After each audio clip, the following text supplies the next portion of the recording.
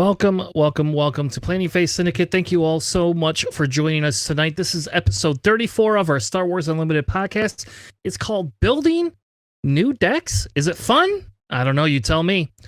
Either which way, we're going to talk about some new decks tonight. I thought it would be fun to kind of go through actual decks that we've been building and playing that are not your normal deck that you would see. So we thought we'd do something like that.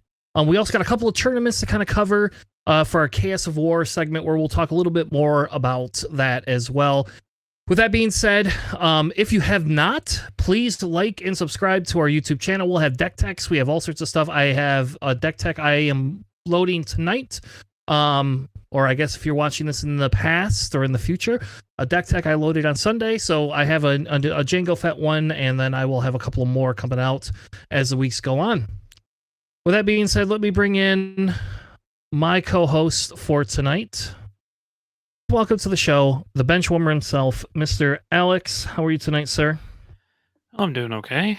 Have a relaxing-ish weekend with, Thanksgiving and whatnot, and Lions won, so that was good. Got a little bit dicey, but yeah, I'm just excited. I like building decks, so I'm ready. Awesome. And JJ, how are you tonight? All right, recovering from a long 9-hour drive coming out of Florida. I was out there with the fam over there. Got to spend some really great time over there with the family, trying out some new games. Got to play quite a bit of BattleTech and Marvel Champions over the holiday, and just had a blast. Awesome. So yeah, I got to play a little bit. I got to play some Thrawn this week. That was kind of fun. Hadn't really done much with Thrawn since set 1 when it didn't work really well. So played some Thrawn Control, and people did not like playing against me. It was more control-y than even Iden. But we'll get into that a little bit later tonight. Hope you all had a good Thanksgiving weekend. It was a little tiring. I had a couple of days off of work. Yeah, not too much going on. Did some house cleaning stuff. Played some board games. My brother came back in, and then last night he had to go home early, but we ended up playing some Baldur's Gate 3 online cooperatively now, so that was kind of fun. We hadn't had that done before, so I was a little, I don't know, I thought that was a little cool that we got to do something like that. Because he bought it on PS5 now instead of there. But they are coming out with cross-play stuff, so in the near future, you'll be able to play with all of your friends. Nice. Well, why don't we get into our Chaos of War? Let's go over some of our meta decks, and there was a couple of different tournaments that we had, and then we'll get into some fun decks. So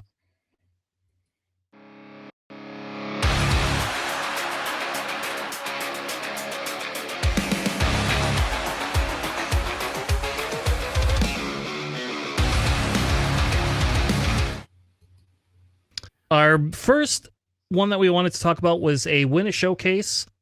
Though I think it was maybe win a case, but I don't know. Either which way, it was win a showcase or win a case of product in Burgess, France. Thought it would be kind of fun to kind of go through. They had 32 players, but they did 7 rounds of best of 1.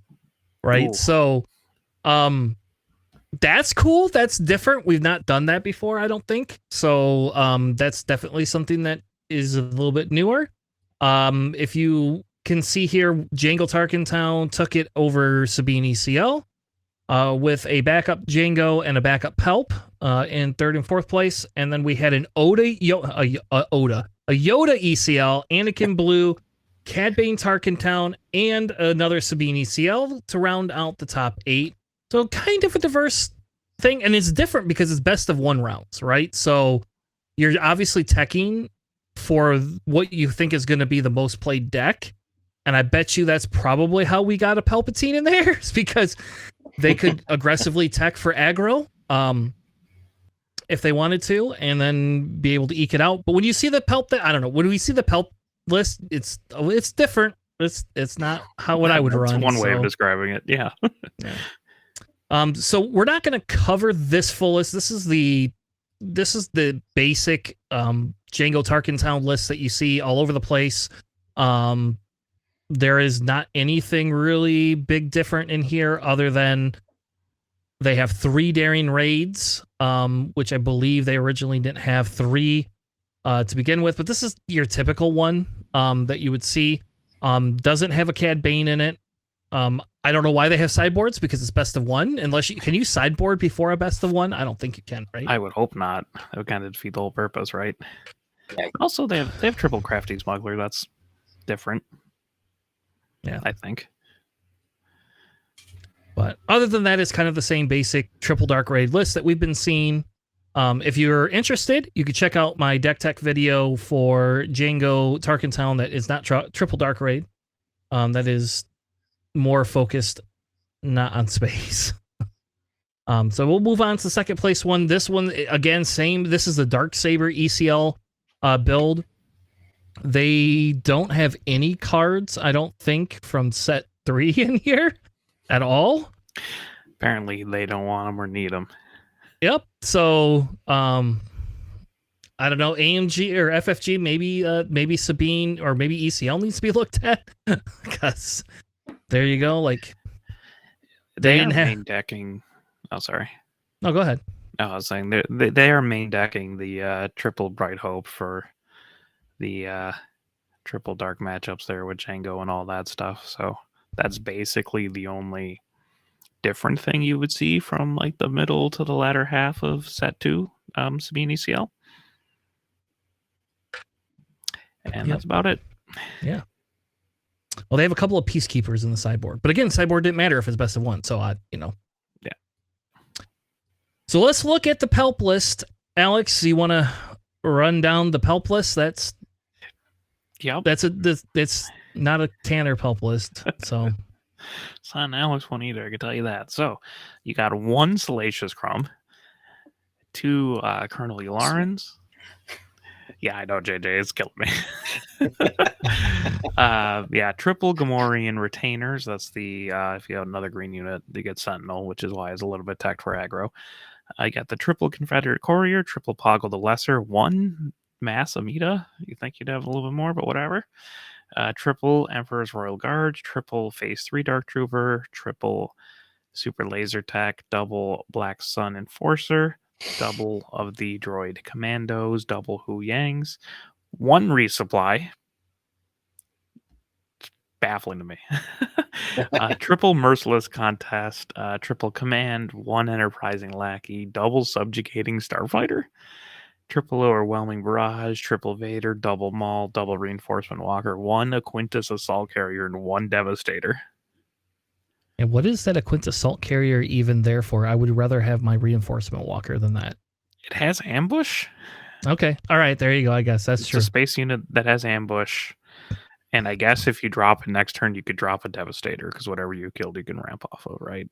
Yeah, exactly. I guess. That's my only assumption is that it's a 7 attack and it's a space ambush unit. Yeah, to me, I would if you're not going to run 2 or 3 resupply in this, just cut resupply. Like if you don't need the ramp, that's fine. Like I'm okay with the command as a ramp, but and super laser tech. Like you have 6 ramp cards. Do you really need a 7th one by having 1 resupply?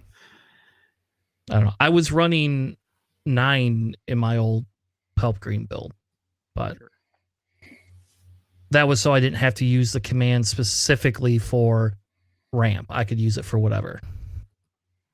And sorry. I'll say that droid commando is not going to ambush anything either, right? Like you only have, I guess you do have 7 separatists. And Poggle creates the droid. Oh, that's true. Yeah. Separatist. Okay, that makes sense. Sneaky good. I would have 3 of those in there, honestly. Yeah, because you could just exhaust Poggle before you play the stupid guy, and then he gets ambush. Okay, makes sense. It's nice having a unit in green that ambushes for 4 because everyone forgot about the escort skiff where you just have a green unit out, just ambushes it in for 4. Mm-hmm. It also hurts that it's only 1 enterprising lackey. Because, man, a 5/5 for 4 is really good, especially when you can follow up with an overwhelming barrage next turn, especially when it keeps respawning because you can just continue to take it out of your resupplies. your resources. Yeah, I think those Hu Yangs are a little off. I would not be running 2 Hu Yangs in this deck because you don't need them until the very end, and then by that time, do you really need the +2? I think I would. Nice. It's nice for the like triple phase 3, triple Emperor's Royal Guards if you're trying to wall up like that. But that's about it. Also, your space is super, super weak for what I would expect going in this tournament, right? If you're trying to take down Django's, there's no strike trues. There's no. Yeah, your out of hand damage is kind of lacking. You're missing 1 Black Sun. I don't know. And you heal off the Eularans, which is nice, but you only got 2 of those and 1 Salacious. Yeah. Do people over there not kill those things immediately? Because I do. Well, maybe that's why he's only running the 1. It's because he knows that they're just going to get killed. And again, then you don't even need them, but I don't know. Yeah, I don't know. I guess you have like the subjugating starfighter, right, which has ambush, but it got 3 attack. Yeah. So I don't know. Like the command can do damage, right? But it has to be a non-unique unit, so you can hit things like the defenders, but you can't hit things like punishing ones. And I think anything that hits non-unique units is going to get a little bit worse as the game goes on. Yeah. It's a neat little Pelp list. Not my style of Pelp, but, obviously it worked well. They got top 4, so congrats in a 7-round tournament. So, yeah. All right. JJ, we have another list. I've not seen a Yoda green list. I don't think we've covered a Yoda green list. I've played against the Yoda green list with my control decks, and they don't like me, so that's kind of super fun. But why don't you tell us a little bit about Yoda ECL? Because why not Yoda ECL, right? Yeah, absolutely. I was actually excited to see this because I would have not thought to really like pair Yoda with ECL, but turns out that you have some great options on here. So we'll start off with the 3 copies of the restored Arc 170s. There, 3 Battlefield Marines, 3 Ryloth Militias, 3 Yodas, 2 Echo-based Defenders, 3 copies of You're My Only Hope, 2 copies of Concord Dawn Protectors, 2 Village Protectors, 2 Perilous Positions, 2 copies of Kanan Jarrus, 2 Bright Hopes, 3 copies of Felt the Dragon, 3 modded cohorts, 2 Obi-Wan's Aether Sprites, 2 Aeless Curas, 3 copies of Obi-Wan Kenobi, 2 Rivals Falls, 3 Luke Skywalkers, 2 copies of Home One, 2 Chewbacca's, and 1 Zillow Beast to round off the list there. And then over no actual sideboard for this list as well, which I actually found on. There's a couple of things I think I would have added on there. But yeah, really good actually. You got a nice combination of Sentinel units on there along with some healing that you can use to really control your health for this list here, especially since you only have 25 health. You can definitely throw out there like a good Obi-Wan there on a ECL if you need to, just to prevent your opponent from starting to like really dig into your base, force them to deal with Obi-Wan. Definitely very good if you already have another Force unit out on the board there. And then of course having 3 copies of Luke Skywalker just really helps push that end game for you there. And then having those Rival Falls and Fell the Dragons there to take care of some of those problematic units down the way definitely helps as well.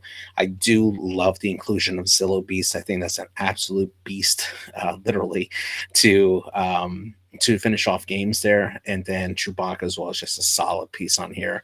And Home One, always a classic from set 1. Just a great include for this list here. Very, very solid deck. Like it a lot. They don't have a sideboard though, JJ, because the tournament is best of 1. That's why. Yeah, but even then, right? Like even if you're only have a best of 1, right? Just to have cards like if you feel down the way that you didn't perform well on a particular matchup, you have some cards that you might want to change out for the next round. I mean, you never know. I don't think you can. You can't. Oh, yeah, you're right. You're right. Oh, not mid-tournament. Fair point. Yeah. Fair point. Like a different deck every round if I could do that. same leader. Yeah. The only thing I find kind of weird is like Why specifically Yoda? Why not like Luke. Obi-Wan green or Luke green, which we've seen a couple times would have a decent tournament success?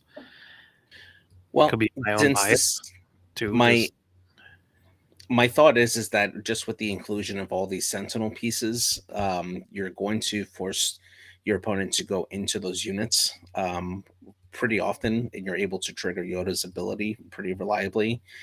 Same thing with the ECL trigger. If you're going in there just to send a unit in to take out an opponent's unit and they die immediately after that engage, you can trigger Yoda's ability to bring out another unit. This just helps you keep your hand pretty stocked for whatever you need for the future, and it helps you be a little more flexible for the following turns. Sure. Or you can drop an echo-based defender and give it a shield, so it doesn't have to die. Like, I don't know. Also, maybe it's because I've been playing a lot of like blue-green boba, where I'm just like, oh man, this would be great. Modded cohort hitting for 5, but it only hits for 4 in this deck, and it's fine. Like it seems good. I just don't know why specifically you do Yoda. I mean, the You're My Own Hope is incredible with that. Don't get me wrong. Like dropping any 5-drop, right? So like Ayla or Obi-Wan's Aether Sprite or something. The turn that you have 3 resources, pretty cool. At was it 5 resources? Dropping a Luke is super good. A home 1 is pretty devastating. Like a Chewbacca is really annoying at 6 resources. It's just also you'd expect them to have a little bit higher drops too. Just given Yoda as a thing on his flip, so you can kill like their huge units because you are coming out at 7. And I love Solo Beast. Like he was made for hero blue decks that aren't red because they have great dragons. Yeah. Or run both. I don't think you need to. Yeah, I think it's a neat deck. I agree with you. I don't know what the difference between the Luke versus this is, and the ECL puts you at that lower health. Like you are light on restore, in my opinion, in this deck. Like there's no redemptions. Like I would be running redemption in this deck personally. I get the home 1 idea, but the redemption heals you. You only got 25 health, so I mean, you got like the Yodas. They've restored to the Arc. You got Kanans. You got 2 Kanans, but and then Luke unit himself helps you get back. But yeah, like your ECL target's probably your best one's probably Ayla, right? So yes. if you have enough units out there, she hits and then doesn't take the damage back. But even then, like I don't. I mean, ECLing out like an Obi-Wan's Aether Sprite's cool because you can kill something with 8 health, I guess, if you needed to. But like,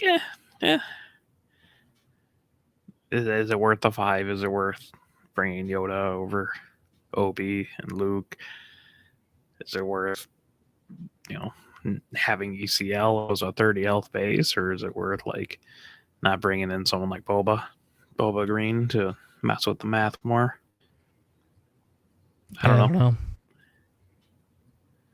All right, well, let's move on to our next one. This was a Sweden one, had 44 players, guessing it's best of 3.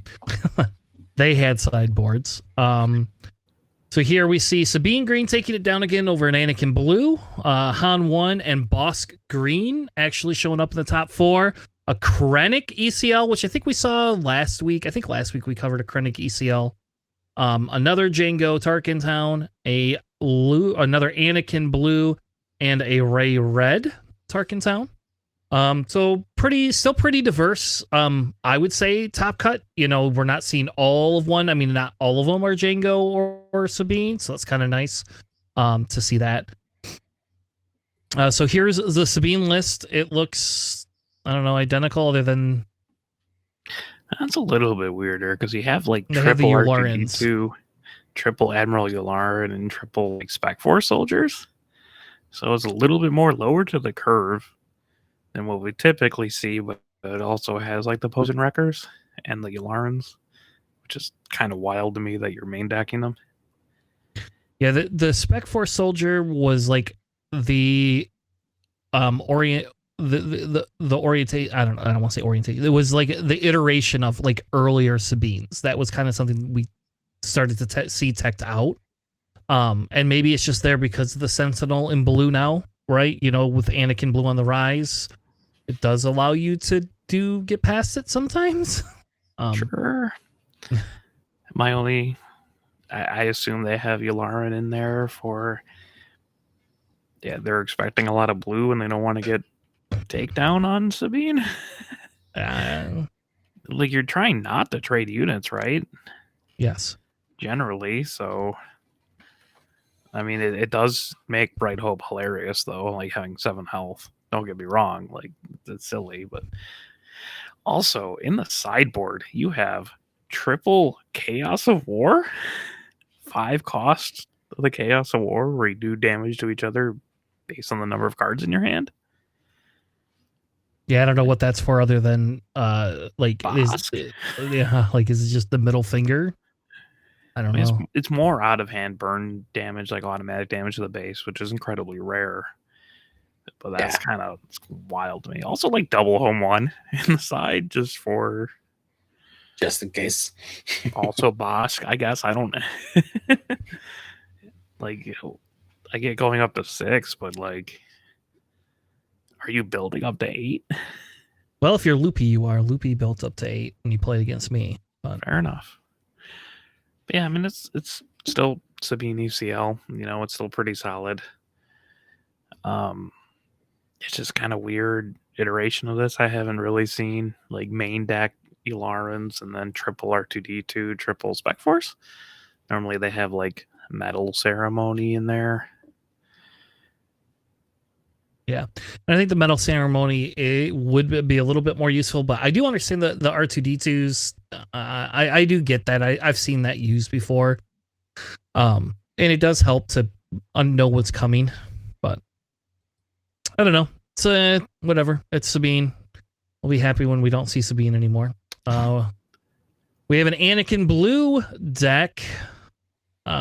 This one's a little bit different, I think, than what we had seen before. This is a pillage one. So we have triple Force Throw, triple R2D2, triple of the Restored Arcs, triple C3PO, 2 Anakins Interceptors, 3 Yodas, 2 of the Concordon Interceptors, 3 Village People, 3 Cassians, 1 Tech only, 2 Perilous Position, 2 Open Fire. Gotta love seeing that Open Fire come back.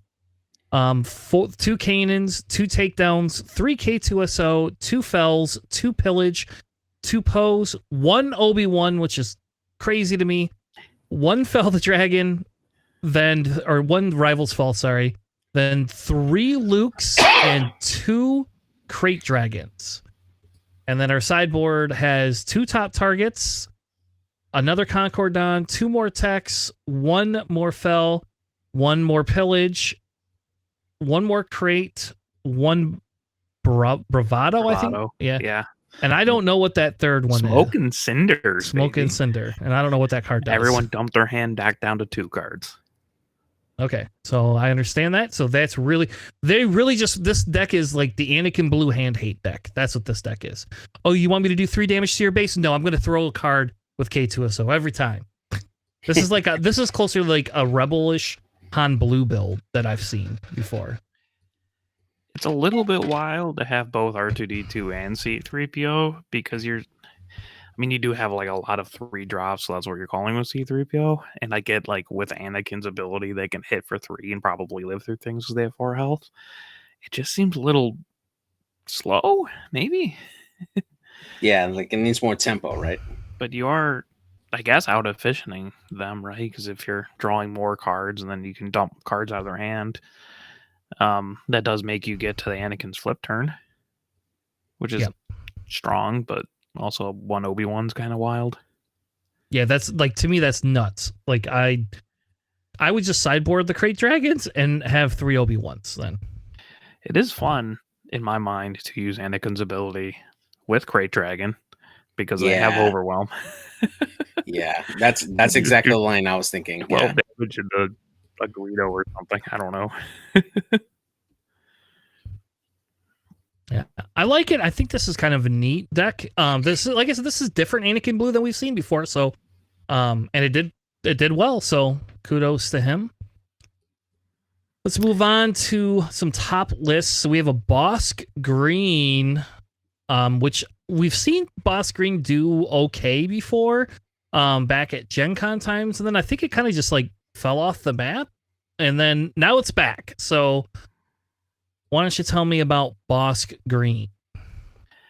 Yeah, so you have triple Salacious Crumb, triple Bounty Hunter's Quarry, double Timely Intervention, double Dengar, triple Force Choke, double Price on Your Head, triple Kylo Silencer, triple Phase 3, triple Super Laser Trek, triple Punishing One, triple Resupply. Don't believe in 4 drops. You got a triple Overwhelming Barrage, triple Ruthless Raider, triple Vader, triple Maul, triple Reinforcement Walker, double Palp, double Crate Dragon, and a Devastator. In the side, you have triple Out of Aspect Client, double Interceptor, double Palp's Return, and a second Devastator. I like this deck. This is hilarious. Well, because it looks a lot like one of our Palp Red decks with the couple after bow. Yep. It's cool. And Dengar. We don't have Dengar. I mean, we don't need Dengar. It's a 2/2 for 1. I mean, it works in this deck, obviously. It's made for that. But, I mean, I guess my assumption, try to stick Price on your head on the boss flip turn, double ramp off of that. You got the triple resupply, triple super laser tech, and just try to get to Reinforcement Walker Palpatine buffs when they're doing like leader flips and stuff. Yeah, and I think I've seen them use that Price on your head before with this as a, here, let me flip Bosk when it's safe and then just double ramp that churn. Like, that's actually pretty good.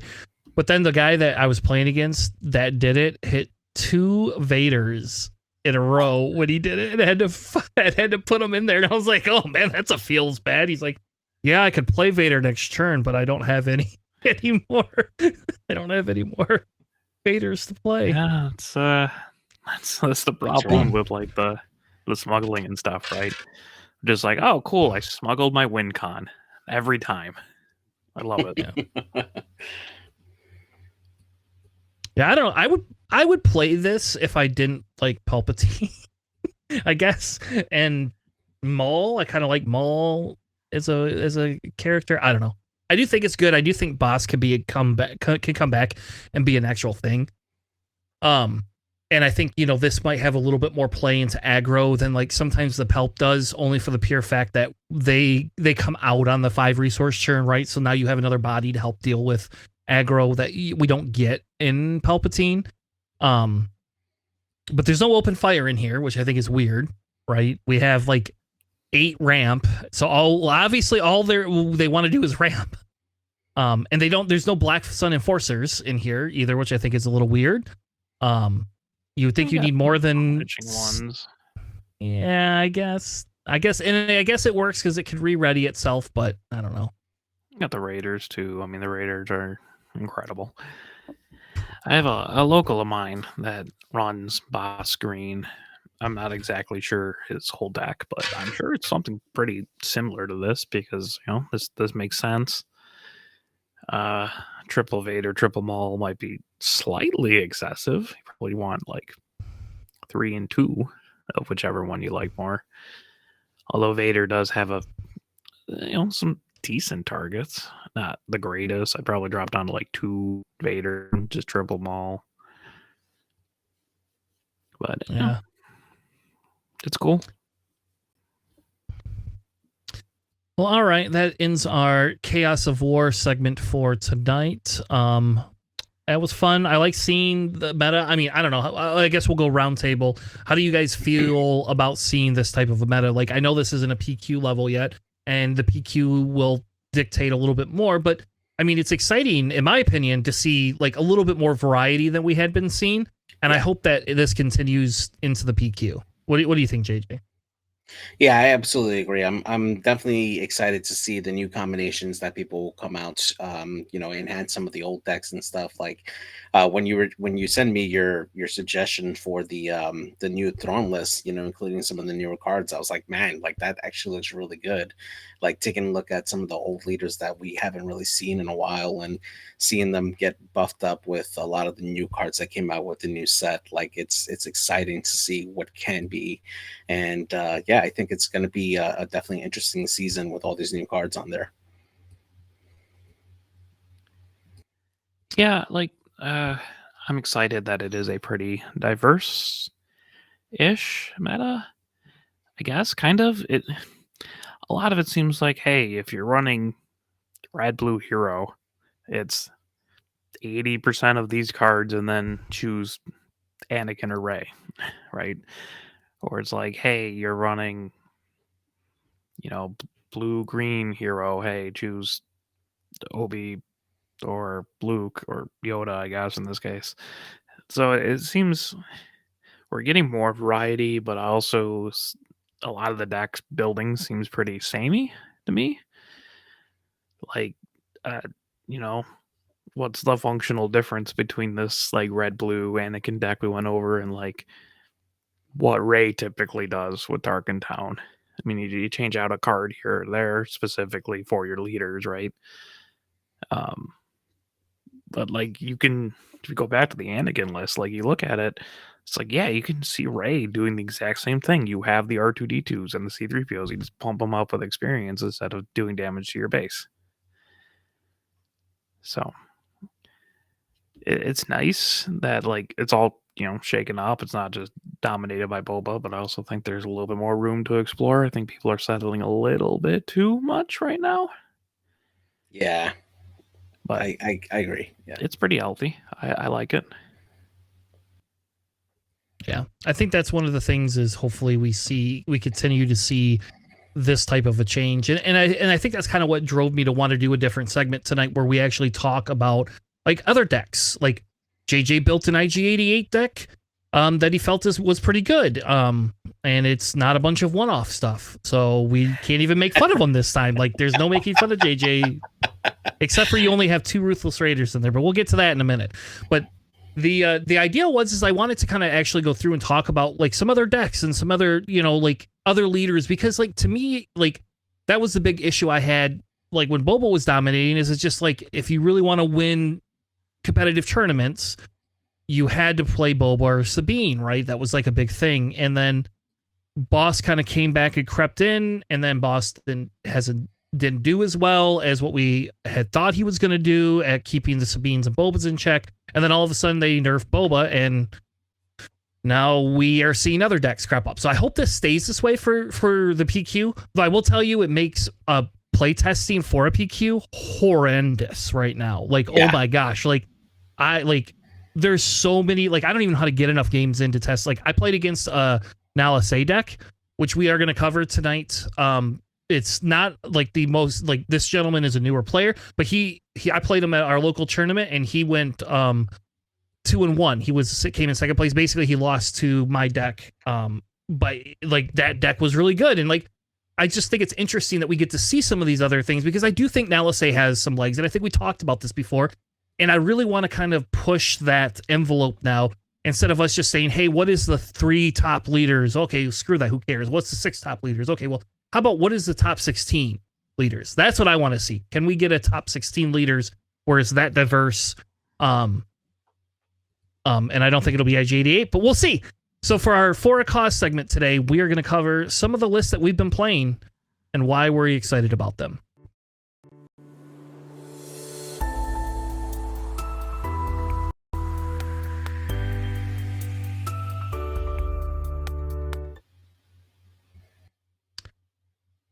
All right. Welcome to our For a Cause I Believe In segment, because it is something I believe in, is new decks.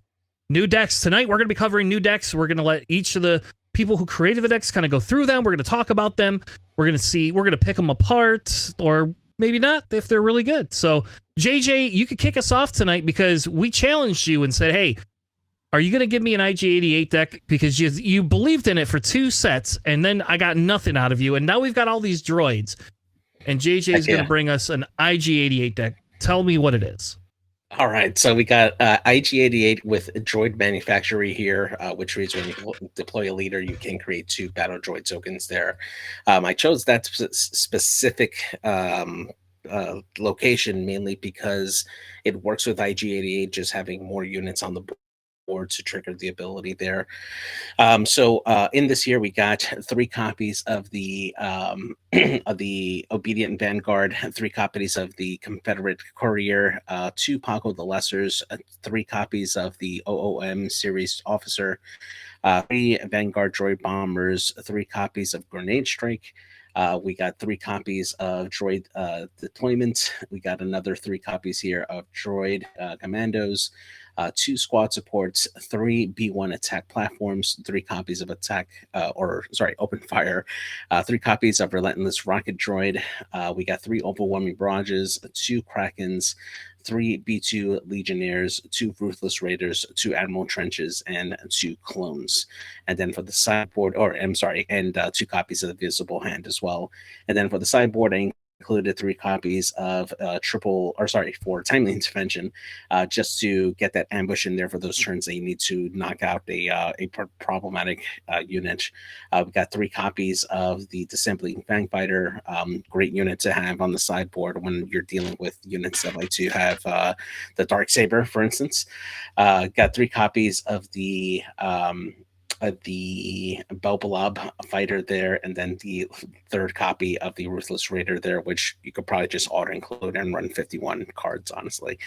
But yeah, this list here is meant to really provide a lot of extra additional trooper units on there, really hone in on that droid keyword to help you get the most benefit out of your units out here. I added in clone here to allow you to clone one of your units here, either Admiral Trench. That's probably who I would choose more times than often to go there, or you could use Paco the Lesser if you really wanted to, although that's a really expensive clone. And then, of course, I used Grenade Strike for crowd control to help ping off some of the other, like if you're facing something like a mirror, or if you have a lot of shields units out there that you can take out shields for. Grenade Strike is really, really good for that. And just go in, get really aggressive early on, and you can overwhelm your opponent really fast with the amount of units they can deploy on the board early on. All right. So the first question is like, why did you build this with IG-88? So what is IG-88's ability, and how does that like work with it? So his ability is you can attack with a unit. If you control more units than the defending player, the attacker gets +1 attack for this attack there. So the thought of this deck was to create an early offensive advantage by putting out a ton of numbers. With the new set that came out, you're able to create a lot of battle droid tokens, which add on to your numbers. So as long as you have more units available on the board, even if they're like cheaper battle droid tokens, you can reliably use IG's ability and push in a lot more damage in there. If your opponent doesn't have enough Sentinel units out there, you're able to really push in that damage and just go straight after the base, forcing your opponent to try to engage you early on because you have a lot of cheaper units that are deployable. This also works in addition to adding other additional effects like Vanguard Droid Bomber, which takes the advantage of having another separatist units out there to deal additional damages out there, and you're able to push that aggressive play right from the gate. So I went with IG-88 just because he does give that damage buff initially, and then on the leader side, providing that additional raid bonus as well really helps out to push in damage. I think the only big change, like looking at it, that I would be looking for would be Dooku's in there, and I only say that because it looks like you're creating 1 million droid tokens, and you like Dooku doesn't synergize with IG-88, but he can be a bigger body with Overwhelm on the board, you could probably get him down. I don't know. You could probably get him down turn 4 around the same definitely. time IG-88 comes out. Yeah, definitely. I was kind of on the fence too on bringing out or including Vader, since he can bring out some of my lower costly units as well, for that ambush there. But I just didn't think it went. It didn't synergize as well for me.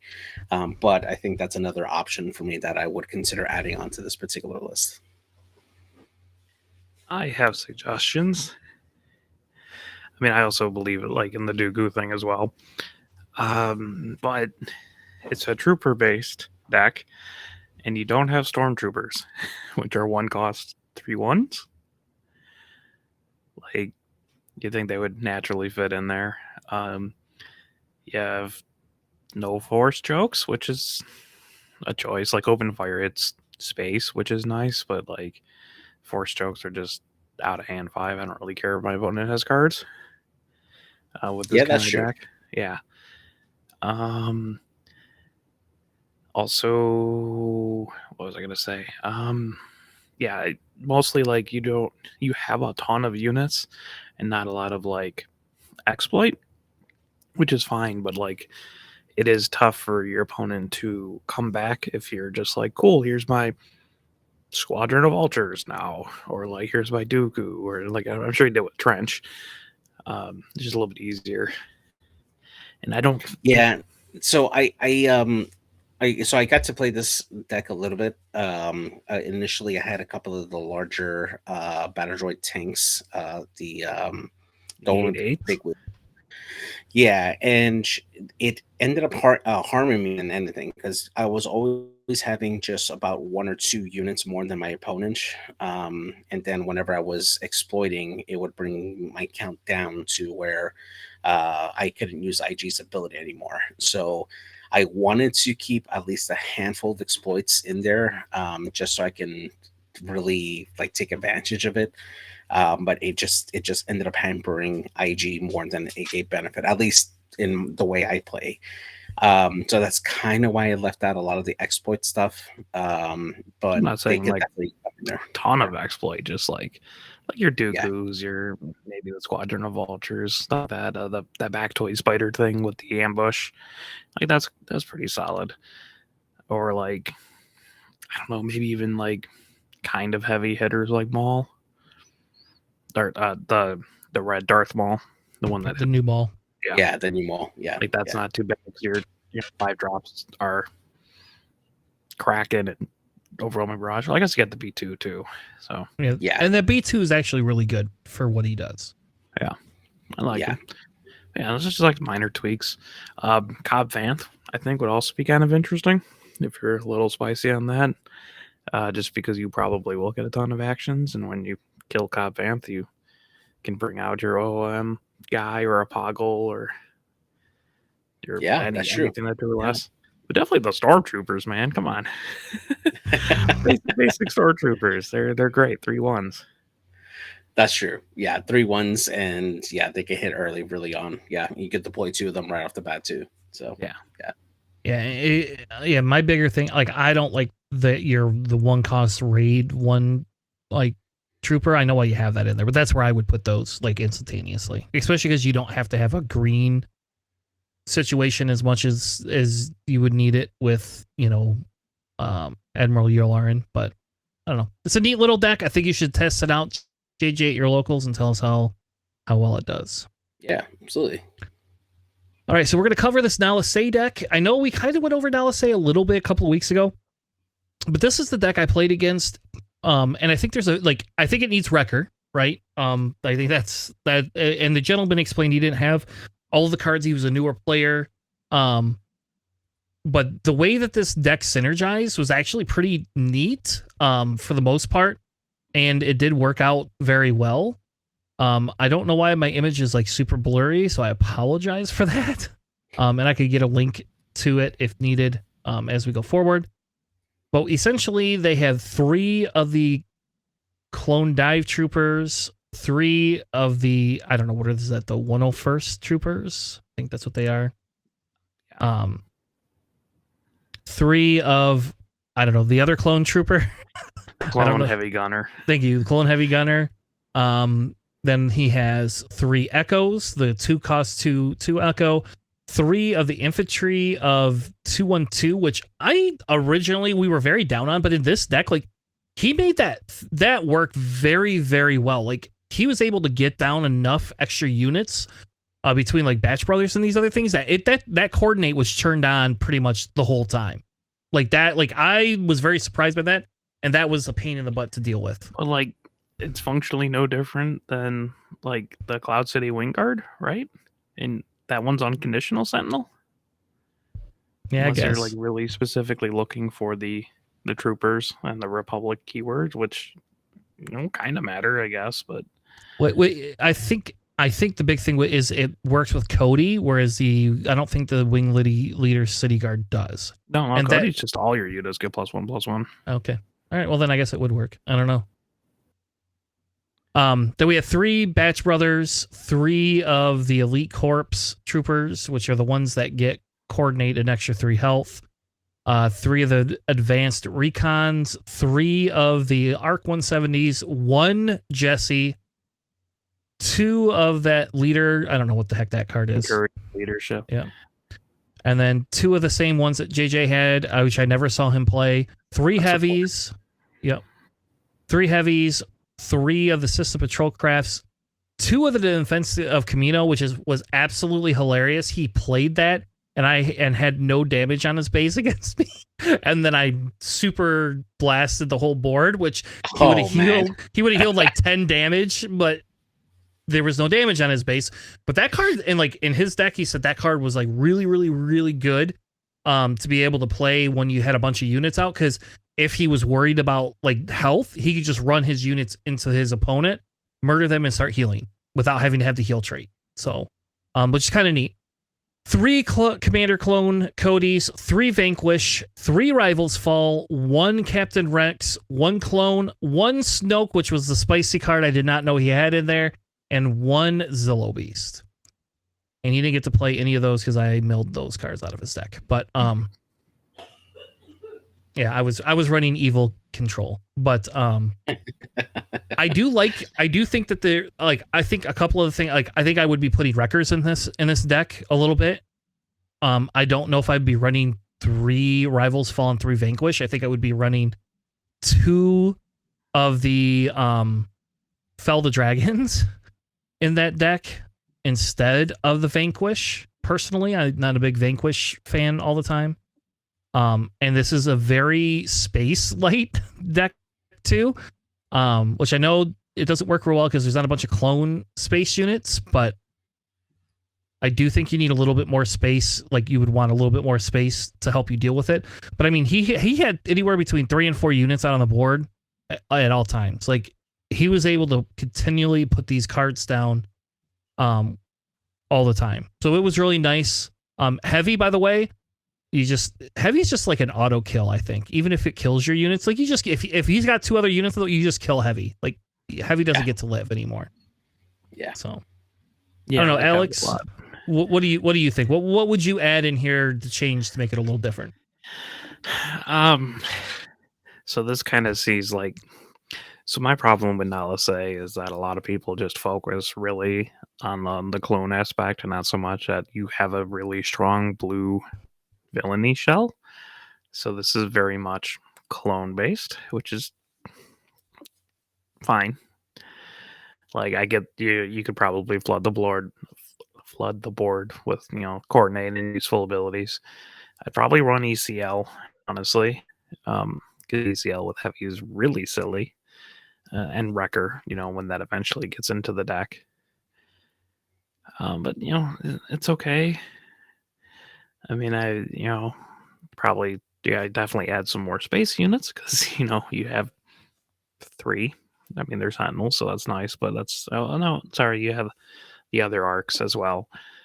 So I probably just some more space units, maybe a little bit more payoff. I'm not sure if the Captain Rex really does much. But like if he's like super new and these are like the cards he has, it's not terrible. I hate that the clone dive trooper though. Ugh. But it is a 1-drop. Just get more of the villainy cards in there, man. Yeah. So when I was trying to play my our pre-release event, I had a couple of clone divers, and I just really struggled for a good place to like really put in the clone divers. Like they can potentially be good, but they just die so quick that like I it's just tough. Like I think that they're better options at that one, and especially if we're villainy, like you said, like I would much rather put in like stormtroopers in that space You can't. than have that. You can't because it's not red.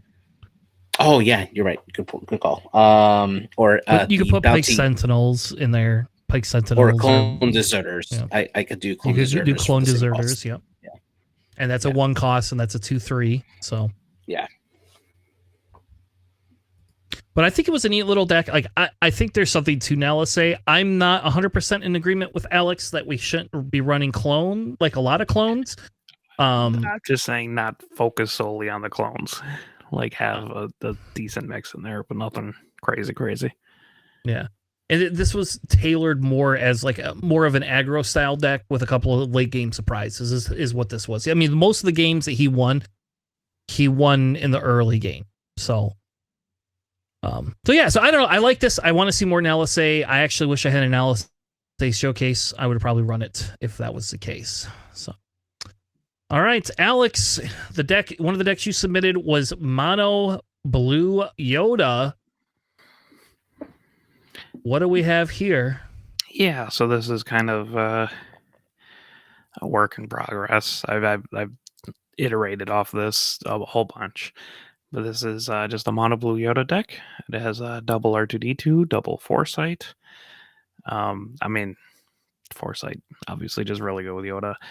Triple Arc, the Restored Arc, triple C3PO, triple Queel, double Equalize, triple Yoda, triple You're My Only Hope, triple Concord Dawn Interceptors, triple Village Protect, triple Vigilance, double Takedown, double Fell, triple Obi-Wan Aether Sprite, double Ki-Adi-Mundi, triple Bendu, double Rebels Fall, triple Luke, double Redemption, double Zillow Beast. On the side, you got 2 Techs, 2 Captain Typhos, 2 Hello There, a third copy of Takedown, a third copy of Fell, a third copy of Redemption, and a third copy of Zillow Beast.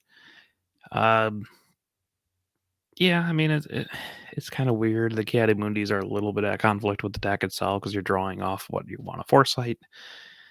But, I mean, so Foresight, like throwing it on like a Village Protector, actually more so like the Concord Dawn Interceptors, is just really nice. Just giving them the 6 health really makes them a pain. And then also just freely drawing cards with Yoda's ability super good. But it's mostly like, mono blue control, but in hero. Would probably swap in some perilous positions now, but I don't know exactly where I want to stick it. And the C3POs are super nice as well. Just drawing cards. You just name the top card of the deck. You know what it is. You stacked it with Yoda. And then, you just wall up, heal a lot, and you will mill them between the triple vigilance. Kanan's also a consideration in there. It's just kind of control and draw your deck and find your outs and try to win off of that. So is there no reason you don't put like a Satine in here? Because like you can keep putting Satine on the top of your deck, even though you don't want to play her, and then wait till the very end, and then just like mill them with a Zillow Beast or a Redemption or a Luke even. Originally, I had Satine in the sideboard actually to go more so in the mill strategy, but this one was more just kind of control based. I mean, I could probably swap out like the Hello There's for Satine if need be, or the Techs. Honestly, the Techs are whatever. They're mostly just we're in this game for the long haul. Let's just throw them in there. Yeah, it allows you to resource something that you get early on. Yeah, I can whip out my Lukes from my resource pile, which is really nice. But yeah, it's just it's just really a terrible deck to play against. Because it is I like it. very boring to go against, because it's literally just like, I stopped you. Milled I some know. cards. I stopped you. I'm healing faster than you're doing damage. I'm sorry. Yeah. And I do agree with you. I think Kanan, I don't know how you fit Kanan in here though, but Right. I don't know, like that's like I like maybe I hate saying key, but key just I don't know if you need key for the card draw Yeah, with like this deck. that's Do the you one I need would it? kind of. It's not. It's a good 5/7 body though, right? That is You know? actually mostly why it's in there, because it just does 5 damage for 5. Yeah, like it's Like- not a bad card, you know. It's just It's a pain. Like, it's also a force enabler. I don't really have force things in here, but at some point I did have like Jedi lightsabers. So he worked with that. Like I said, I've iterated this deck like 6 or 7 times and never really got around to putting too much concentrated effort into building it out exactly the way I want. yeah. I think that's okay. This is a starting deck, right? This is something you could start with if you want to piss your locals off. There you go. Yeah. Do you have all these Yeah. cards? Yes. Okay. Do you want to piss people off? Yes. Okay. Go ahead and play this then. I show some mercy to my locals occasionally, okay? I mean, you play Pelp. Now you're playing Yoda Mill. I have other fun decks in between occasionally. Fair enough. All right, let's move on. I have an Ahsoka yellow deck. My son and I actually built this for my nephew because he was playing Kylo yellow through set 2, and he got sick of playing Kylo, though I think actually he probably could go back to Kylo. I think there's more to Kylo than just set 2. I actually think Kylo could be really good in set 3. But we haven't messed around with it. He said, I'm done playing Kylo. Can I play something else? And originally he wanted to play Chancellor Palpatine, and I said, no, you can play something a little bit more easy for now. And then if you want to build into that, then that's fine. And he's not going to be able to go to PQs this season because of hockey. He's got 2 hockey tournaments both weekends. So I didn't feel like letting him skip his hockey tournaments to go to the PQs. I didn't think that was fair. So we built the Sabine yellow, and I feel it does pretty well. You'll probably give me some crap because I have the breaking ins in there, but I think let me go through it and then we can kind of talk a little bit about the structure and how it's built. Because I do think that like I have like those heroic sacrifices and those churn cartels would actually be really beneficial in here. Maybe over the heroic sacrifice, but we'll see. So I have 2 heroic sacrifice, 2 of the Wolf Pack escorts, 3 Ahsoka's lightsabers, 3 Sabines, 3 surprise strikes, 2 Anakin's interceptors, 3 Jyn Ursos, 3 R2D2s, 3 breaking in, 3 red 3s, 3 for a cause, 3 Millennial Falcons. I only have 2 Cassian in here, which is probably crazy, but I have 2 Cassian, 3 of the Ahsokas, 3 K2SOs. I put 2 Stellas in here because we have so many tactic cards that we might be able to draw. 3 of the Anakin, 2 of the, I think it's Senatorial Corvettes, 3 Plo Koons, and 2 Wreckers. My sideboard is 2 of the Heroic Resolve, 3 Spark of Hope, 2 Jessies. I don't know if they're good or not because we haven't ever sided them in. Spark they're of in there. Rebellion, not Spark of Hope. Spark of Hope's green. Spark of What did I Rebellion say? yellow. Oh, sorry. Yeah. That's what I meant.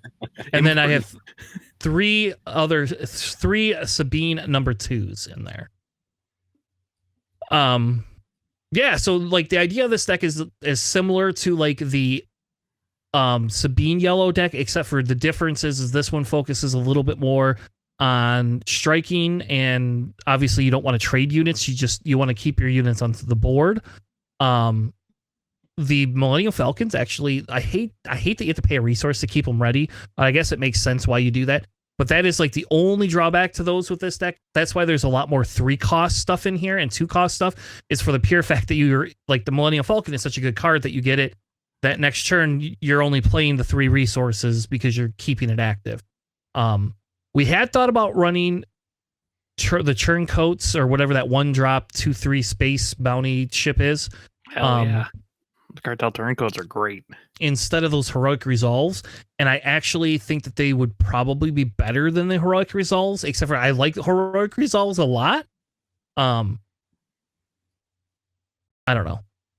But you have the Ahsoka's lightsabers in there because you have 6 Ahsoka units that you can get. And while your Ahsoka 3 cost Ahsoka isn't super great, being able to put that lightsaber on her that when you play her is just so good. And the fact that she can ambush out if needed to, you still have a resource left. You could play your Wolfpack escort. That's part of the reason that Wolfpack is in there is because it's a cheaper play than paying her 2 cost resources to pick her back up. So you could play that down. If she's the only unit down, you can ambush and play that down, pick her back up, be able to play her again the next turn. Yeah. And typically you're going to have less units than her on there. So. Yeah, it actually seems pretty nice, actually. I like the list a lot there. Definitely love to see how this actually plays on the board. I think I would probably go with a few more waylays in there just for my experience, just to get rid of some of those problematic units down the road. But still, this list looks pretty fun, and you have a lot of good units to really trigger off of Ahsoka's ability reliably. So yeah. And the other thing is like that Anakin's Interceptor, like on your turn 1, it's not like super awesome to have that card.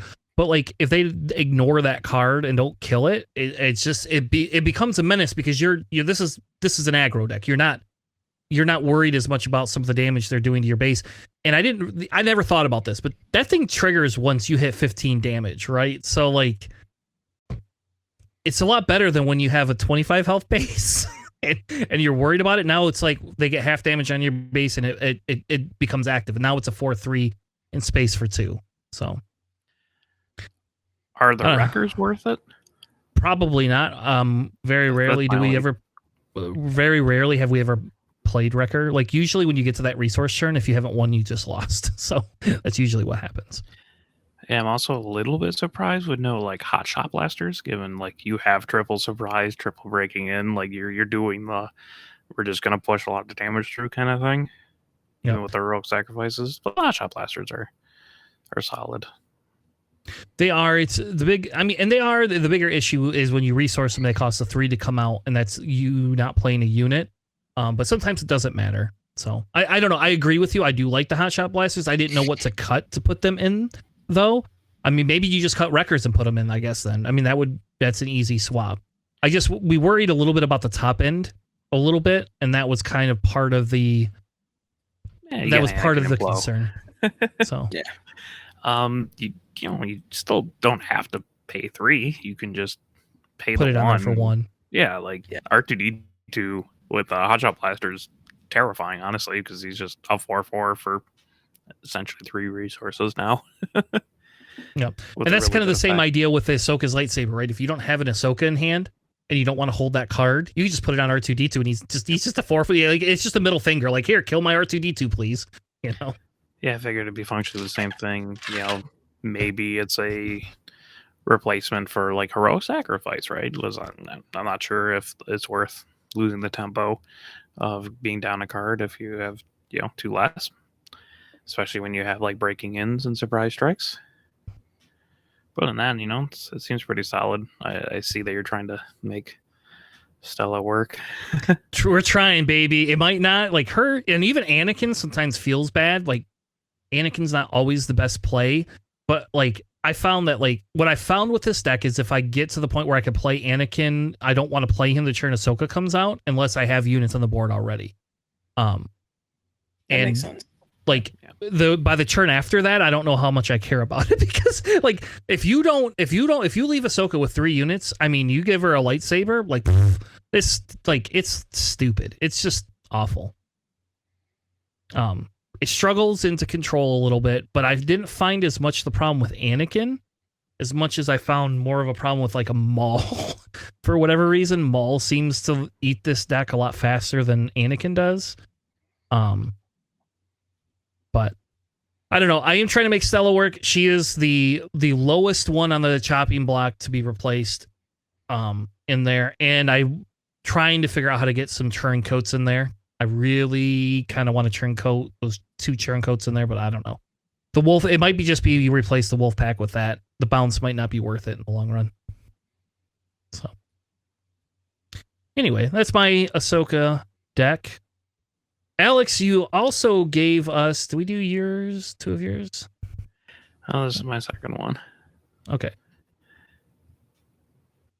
Yeah. All right. So this is but we don't even have to say Boba 2. We can just say Boba yellow now because the other Boba doesn't exist anymore. True. It's my yellow green hero Boba deck that I've been playing. That's super, super fun. So yes, this has triple Clone Deserter, triple Cartel Turncoat, double L3, triple Cloud Rider, triple Ryloth, triple Echo Base Defender, triple Falcon, double Sindari Peacekeeper, triple Admiral Yularen, triple Waylay, triple Bright Hope, triple Modded Cohort, triple Chewbacca, triple Plo, double Change of Heart, double of the 6-cost Millennium Falcon, double U-wing reinforcement, triple Ephes Nest, the hero one, not the green, the mono yellow one, triple Home One, and then the side you got triple Spark of Rebellion, double Breaking In, double Traitorous, a 3rd copy of U-wing reinforcements, and double Reinforcement Walker. And this deck is kind of bonkers. All it does is mess with math, ambush a whole bunch of stuff out there, and actually can kind of flood the board. It's kind of weird, just because it actually has a pretty high amount of like low cost units. The one drops math really well, especially with like U-wing reinforcements. Do you ever have issues with like pillage type decks? Because you don't have any smuggle really. I haven't really played against like hard hand control decks. There's been a couple times where I'm just like, oh, I'm out of cards now, but whatever, I guess. I will tell you this deck forces your opponents to draw a lot of cards through the Clone Deserters and the Cartel Turncoats. So you, that's not good. But rarely has that been like, oh, this is very bad. Also, dropping Ephes Nest and using Boba's ability, you can bounce back 5 power units, which are really, really strong. I've also bounced the same Ruthless Raider, I think 4 times with Ephes Nest. Nice. While taking 2 damage into my base is less than 4 damage in my base. That was my thought process. It kind of worked. I did win that game. It's just, feels very, very strange. Yeah, I mean, it's better than leaving it on the board. Let it hit for 4 more. Yeah, and they're wasting 6 resources for 2 damage. And that was the thought process. It's like, well, they have to pay 6 for this, so eventually I'll out efficiency them. Mm-hmm. But it is kind of wild. If they don't like clear your board super well, and you drop Plo Koon, you are one-shotting things like Anakin Leader, which is fantastic because Plo hits for 7. I've seen like one-shot Quinlan bosses, one-shot Anakins, one-shot Lukes. It's super dirty. They don't really see that coming. Or like dropping Chewbacca and giving him the +1. So every time they run into Chewbacca, he hits back for 4, then readies and hits them for 4 again. I have one-shotted, quote-unquote, one-shotted things like Anakin by just playing a U-wing reinforcement and dropping like a modded cohort and Cloud Riders. It was an Anakin with double General's Blade. Oh, wow. Which was very terrifying. It had 5 damage, so then I just played U-wing reinforcements and took care of the problem. Yeah, it's just a fair amount of ambush, and then you can give it the +1. So does the Millennium Falcon, the second one, that one, yeah, so if you play U-wing reinforcement and play that, does that get ambush then? Okay, so I have to remember exactly what the text on the Falcon is. So 1 second as I stall very cleverly while I'm pulling up the card. If you play this unit from your hand, it gains ambush. And I don't believe U-wing lets you play it from hand, right? Because technically it's not. You're playing it from deck. Right. Search the why I top didn't 10 know. cards of your deck for up to 3 units with combined cost 7 or less and play each one of them for free. Yeah, so I assume not. I never wanted to do that. Yeah. I just didn't know because, I mean, technically that ambush, like, right, you're playing that from... It works with Boba still if it had the ambush. So... Yeah, I'll have to consider, like, I maybe ask a judge, a more official judge than me, if it works. I don't think it does. It's just like, cool, I'm dropping a Bright Hope Falcon combo if, like, we really need a space heavy thing. Yeah. But also, JJ, do you know how dirty it is having Admiral Yularen on the field, then playing Plo Koon to one-shot a Luke Skywalker and still live? Luke unit. That's nice. That's really nice. It feels great. JJ, what do you think? I don't think I've shown you this deck yet. No, I have not seen this a lot deck yet, but yeah, it looks like it's a ton of fun. Not for nothing, man. Just adding that U-wing reinforcements along with the other cards they have on here, having that home one in there. I honestly would have probably put in the Walker as a main on there, and also have a third U-wing reinforcements in there, and then I probably would have left out Chewbacca, just to have a little more surprise for this deck there. But still, I like this deck a lot. This looks like a ton of fun, and especially having the Admiral Yularen on there, it looks like it's gonna just confuddle or confuse a lot of people on how to even react or deal with this particular deck and how to play against it, because there's just so much in here that you can use to really like just get around a lot of different play styles, a lot of different leaders on there. Probably suffers a little bit against aggro, but still, it looks like it's a ton of fun. I like it a lot. Oh no, you just ambush their units in aggro and then get Sentinels, and that's what the Chewbacca's for. What if I tell you I generally don't hit 8 resources to like play a reinforcement walker? Because the Ryloths 2 costs hit for 3, right? Or with Boba they hit for 4.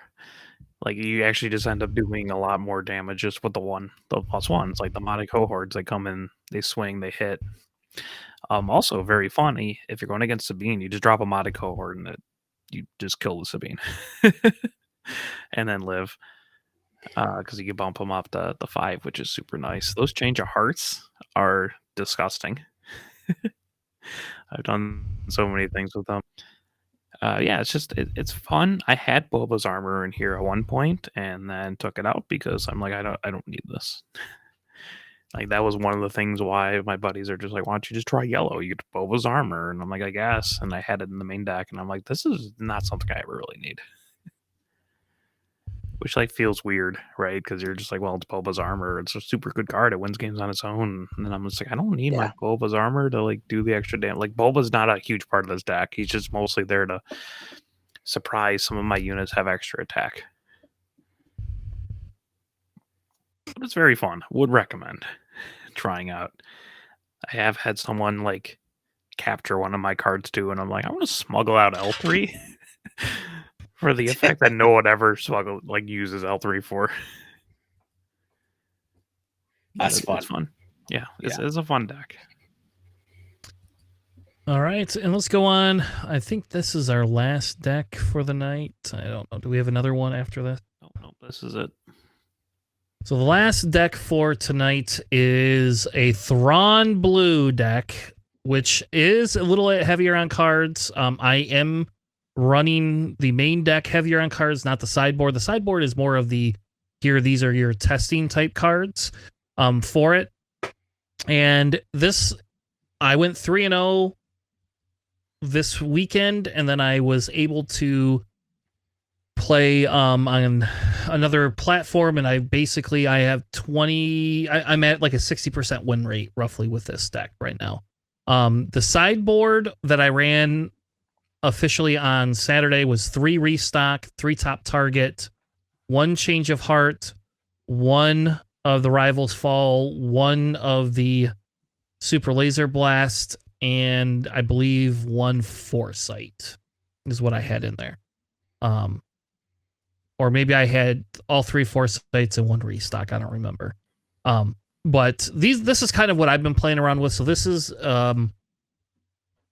what I would call hard control, except for they tell you it's not going to be hard control. That's what you just tell everybody. I actually had a guy on Carabast like rage quit on me, and then he decided to post that he wanted to play against me again. And then the second time he got his ass handed to him again, and he got super pissed. And he's like, "Do you just not play units?" I'm like, "I have units in here." And he's like, "No, are you just going to mill me?" And I was like, "No, technically I'm not going to mill you. If that's all that it works for, then that's what I'm going to do." But he rage quit a second time. So anyway, so it is, I have 2 McClunkies, 2 Infernal Floors, 3 Entrenched, 3 No Good to Me Deads, 2 Dr. Pershings, 2 Pike Sentinels, 3 Bazine, 3 Powers, 2 Outmaneuvers, 3 of the Calculating Droid Magna Guards, 3 Perilous Positions. Did I say that right this time, Alex? Yeah, perilous positions. Yep. Alliteration, you know. Always. Yeah, I always say it wrong. So, 3 Waylay, 3 of the Merciless Contest, which originally I was like, no way in heck am I going to run this card. I guess I understand why Boss runs that card now. I get it. So, 3 of the Search Your Feelings, 3 Vigilances, 2 Takedown, 2 Fells, 3 Bounty Hunter Crew, 2 CADs, 2 Super Laser Blasts, and 2 Snoke, and then 2 Avengers. And essentially the idea is your turn 1, you want, if you can have a Bazine and a McClunky in your opening hand and have initiative, that is your turn 1 play. Strip their turn 1 play, or strip their turn 2 play, let them play their turn 1, and then claim, and then McClunky Bazine back to your hand before they can kill her. And then play her again, because you got 3 resources and you only burned 2 cards completely. So you can strip their turn 4 play if you want to, or a turn 3, or you can get rid of their pillage because they are running a pillage deck. McClunky is definitely just like, you don't need it. But I forgot, because it's Underworld, you could play it with the Bounty Hunter Crew, which is kind of crazy. And you can use it with Cad Bane, by the way, which is hilarious, because you could Cad Bane their board. So if they have a bigger board you can't deal with and you can't find your Super Laser Blast, you can Cad Bane, take a few of their units, and then when they then claim while they play another unit, and then McClunky Cad Bane to kill that unit that they played, or put damage on it, depending what unit they played. Give them their other units back, take Cad Bane, and then put it down again. Just take units again. And it's like so stupid. But it works better with the Bounty Hunter Crew. If you don't use the ambush and kill them, you can literally recycle your vigilance like 7 or 8 times. It is dumb. Like, you could play, you don't recycle it. I'm sorry, you don't recycle it 7 or 8 times. You can play it like 7 or 8 times. So against the Nalisay deck, the second game, I played Vigilance 7 times that game. Wow. So yeah, so that became an Ultra Mill deck then. I'm sure your opponents loved it. Nope, everybody complained. Everybody absolutely hated this deck. I think this deck has been made way because of the retirement of Boba, right? And this is kind of the same, similar Boba blue shell. I got rid of Chilson. I was running Chilson in here, and then I was like, the Magna Guard is 1 cheaper, and it's a Sentinel when it comes out, and I don't have to worry about how many blue cards I have in the deck. I can actually run yellow cards and not feel bad. Like, I don't have to, because if I want to just run an all blue villain deck, I can just run Iden. But Thrawn is super neat, because Thrawn you can look at their card, like, you can choose when you want to vigilance, and then you also know when, for the most part, to some extent what their next play is going to be. Because if it's a crappy card, you're like, oh, they're going to resource it. If it's not a crappy card, you know what it's going to be. And so, like, I had a guy that my other son, James, I played against him, and I looked at the top of his deck, and it was a pillage that was on top of the deck. And so even though it was not the most efficient churn, I vigilance just to get rid of that pillage, because I was like, screw it, now I know you have it and you can't have it anymore.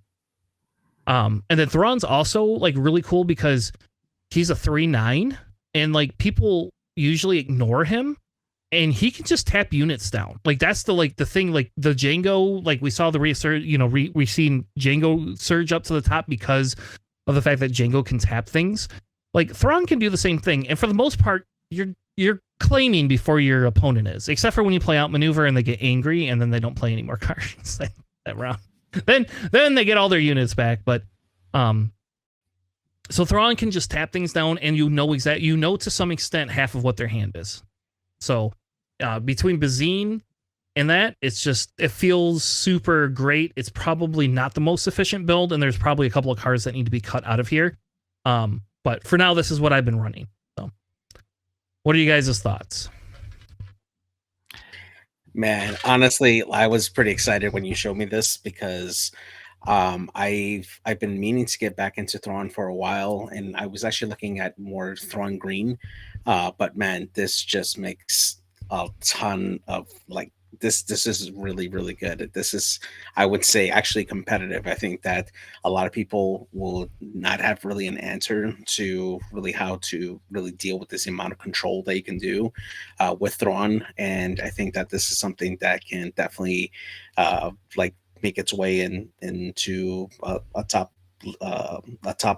4. Honestly, I think this is a really good deck. Yeah, Alex? My only thing is kind of like, is triples search your feelings worth it? Probably not, but that's my only probably not. It is a bigger deck. Out. You're right. Or you could just cut. Well, I like one of them. I don't know. I like one at minimum one, but when I ran only one, I found that I wanted 2, and then I got sad because like there is times you don't. Like your Dr. Pershing gets nuked right away. Like if they know what to do with Dr. Pershing, they just kill him. But I don't want to run 3 of them because I hate Dr. Pershing late game. It's like, oh, I've got 6 cards in my hand already. I don't need Dr. Pershing. Like it's just a waste of a draw. But I get that. You probably do not need the 3 searcher. You probably don't need that. That is overkill. But I will tell you, like I was able to pull out 2 bounty hunter crews out of that when they were both at the bottom of my deck, so it worked out very well. I will tell you, it was very draining to try to get somebody to flip the top of their card over for you every time. Like, I really wish it was just like a force, like you didn't have to ask somebody. Because like in a tournament, like I'm going to be that dick. It's going to be like, yeah, can you flip the top card? You stop playing a second, you got to flip the top card, and then it's going to be this whole thing. But I don't know. What would you put in place of Search Your Feelings if you didn't? I would probably cut it down to 2 and keep it at that because it's like a 53, 54 card deck. That's what it looks like. Yeah, it's 54, maybe 55. Yeah, so maybe just cut out one of them. Yeah. And I'll be honest, the Waylays aren't as effective as I thought they'd be either. Like, I always am disappointed in Waylay. Run 2 of those. I mean, it's nice for things that have like, oh, they Voltroned up. They have, General's Blade on this, or whatever, and you're just like, well, I'm going to waylay this Ayla, and oh, well, it's kind of more like a panic situation. Oh, God, what happened here? Than this is a great card kind of thing. Yeah, that is true. I mean, the bigger issue is not I can't do anything with Thrawn or with Maul. Like that is the one issue is this deck doesn't. That's why I have some of the higher end units in there is because I need it to deal with some of the leaders to tap them down, and it does not always work. So, I actually would think I should add that 3rd Super Laser Blast back in. I tried the Foresights, and like Foresight on a Dr. Pershing is great. Foresight on the Infernal 4 is great. It is not good on the Magna Guard that they kill. So. But I mean, being able to have that extra card draw worked really well, and I agree with you on the Change of Hearts. I used Change of Heart more than I should have before. Like I would side that in and then use it, and then it was like, oh, you had a unit. No, you don't have a unit anymore. It's not mine. Your coordinates now turned off. Fantastic card. Yeah, like I'm tempted to figure out if that's like if that needs to be a bigger card in there. maybe the waylays go down. Well, they also have to like have units out too, like at that point, and you're just like, cool, I'm a control deck, and I let them like drop huge units like that. Yeah. So maybe I can see why like you don't run like triple of or whatever. That's why it's been in the sideboard, is because it's only been like what it was good against is like when I've been playing online, it was good against like other control matchups that had Avengers.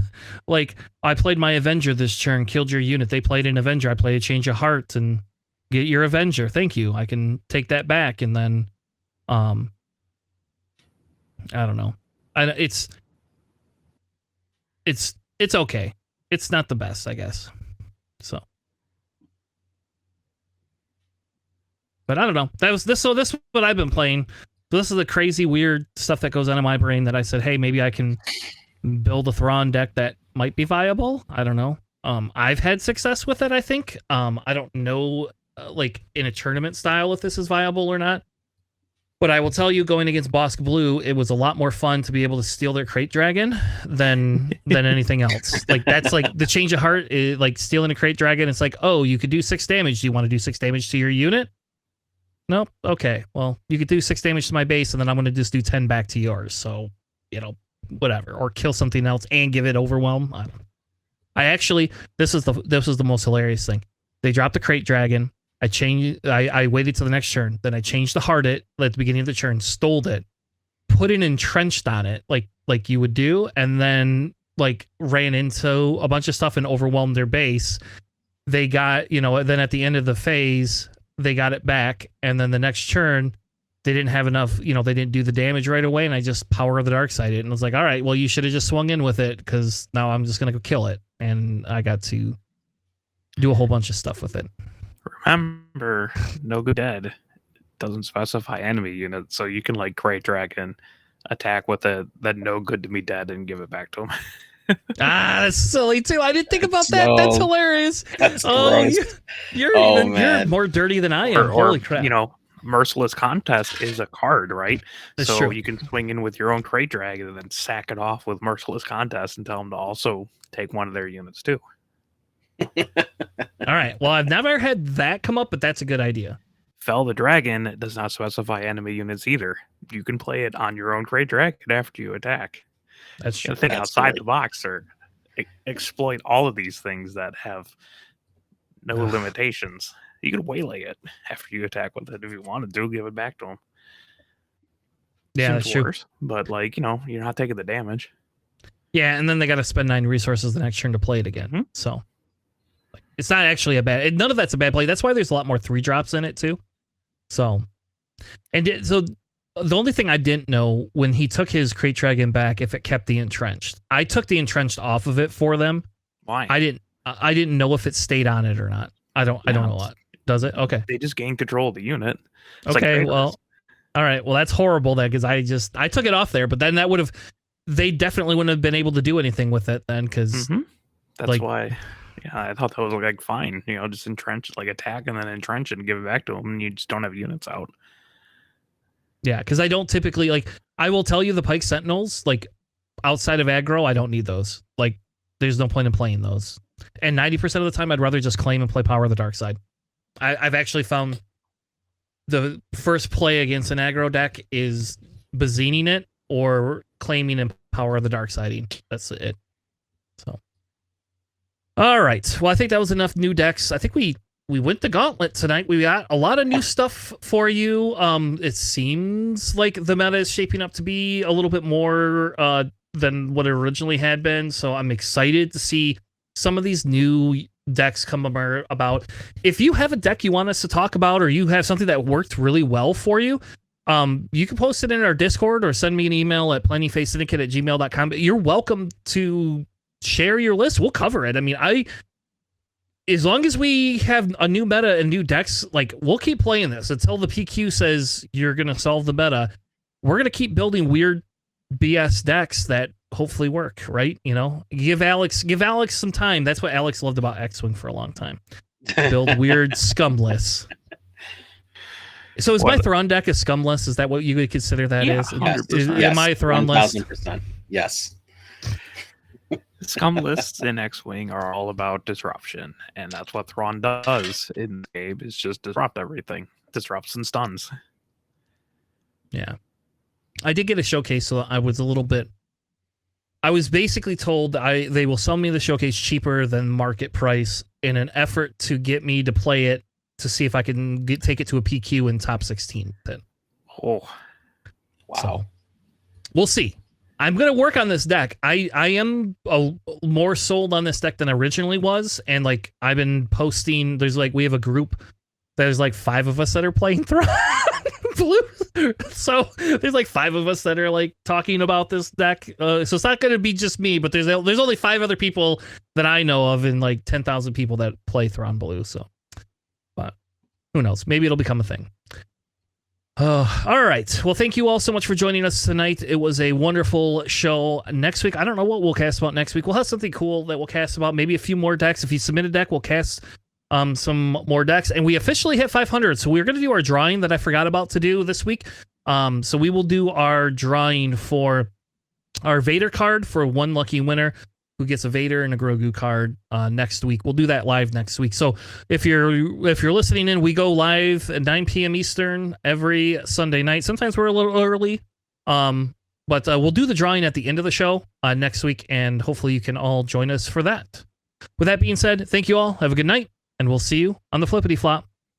Have a good night, everybody. Listening.